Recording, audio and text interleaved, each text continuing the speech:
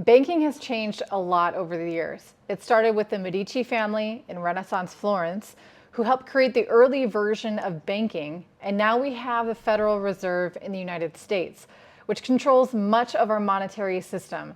But let's be real, these changes weren't always about making life better for everyone. Most of the time, they were about giving more power to the few people while the rest of us had to play by their rules. For a long time, traditional banking has felt like a game rigged against regular people. Now, with the rise of Bitcoin, things might finally be different. We're standing at the edge of something that could change everything, something that might finally give the power back to the people. Bitcoin isn't just a new type of money, it's a movement. It's a chance to rethink how money works altogether. This could be our chance to create a fairer system, one that's open, honest, and puts people first instead of big banks. The question is, are you ready to be part of this change? Let's go back in time to Florence. In the year 1397, Giovanni de' Medici started the Medici Bank, and it wasn't just about making money, it was about changing how people thought about finance. The Medici didn't invent banking, but they made it much better. They used a system called double entry bookkeeping, a new way to keep track of money that made things a lot more accurate and honest. This wasn't just about keeping good records, it was about making sure money was handled safely with less chance for mistakes or cheating. They also created something called letters of credit, which made trade much easier because people didn't have to carry big bags of gold while traveling. It made trade safer and faster. The Medici didn't stop there. They opened branches all over Europe, which was the start of the kind of bank networks we have today. This helped them spread their influence far beyond Florence. But remember, their ideas weren't just about helping people, they were about gaining power. The Medici used their money to control politics and culture in Florence, supporting famous artists like Leonardo da Vinci and Michelangelo to show off their power. Banking for them was not just business, it was a way to gain control, shape society, and leave their mark on history. Now let's jump forward to 1913. The United States was going through a lot of financial problems and people were looking for a solution. That's when the Federal Reserve was created, a central bank that was supposed to make things stable.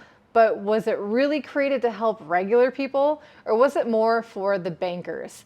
The Federal Reserve Act promised stability, but in reality, it gave even more power to a small group of people. The Fed controls interest rates, how much money is out there, and basically has a huge influence on the economy. They say it's about keeping prices steady and making sure there are enough jobs, but who really benefits when they print more money? It's usually the rich people and the big banks, not the average person. The truth is, the Federal Reserve keeps regular people running in place, trying to keep up while the wealthy keep getting wealthier. When the Fed steps in to help banks or change interest rates, it's usually to protect the banks, not the people who end up dealing with the consequences. Things like inflation make your money worth less, the cost of living goes up, but your paycheck stays the same. It feels like the Federal Reserve is putting a Band-Aid on a broken system.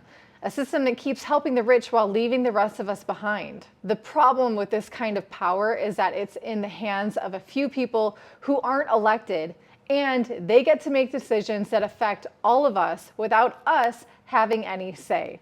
It's a system built to stay in control, not to help regular people. When you compare the Medici Bank to the Federal Reserve, you see the same pattern. Power in the hands of a few, just under different names.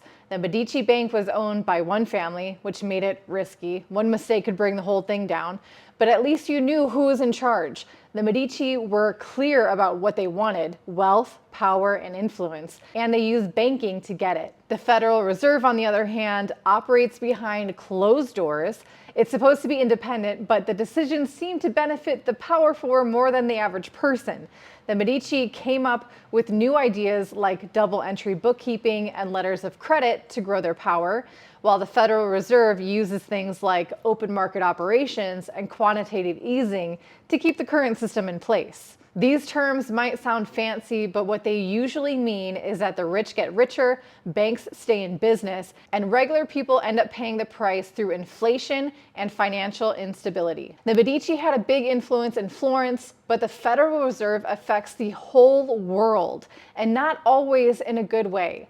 Both institutions were about control. The difference is that the Medici were honest about wanting power, while the Federal Reserve acts like it's serving the public while often making decisions that benefit a few at the expense of the many. In 2009, Bitcoin showed up, and it was a game changer. Created by someone called Satoshi Nakamoto, Bitcoin is totally different from anything we've seen before. It's a digital currency that doesn't need banks or central authority.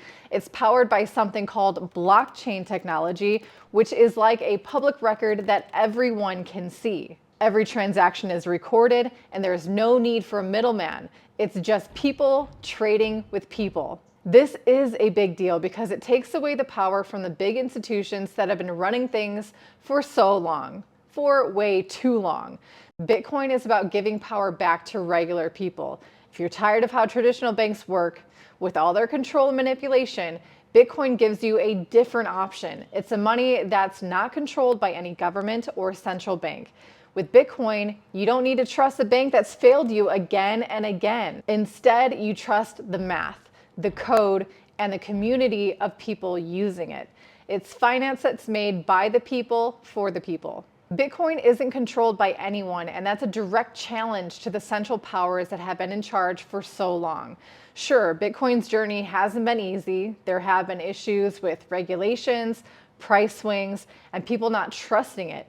But just the fact that it exists makes us think about money in a new way. Bitcoin is more than just digital cash. It's a movement toward a future where money is fair, open, and free from corruption. If you're ready to take control of your financial life and you want to learn how Bitcoin can make it happen, that's exactly why we built learningcrypto.com. We make learning about crypto simple and provide expert insights and keep you updated with the latest market trends. We've also got a supportive community where you can ask questions, learn from others, and be a part of something bigger. Don't let the old system decide your future. Learn about crypto, see what it can do, and be part of the change that gives power back to the people.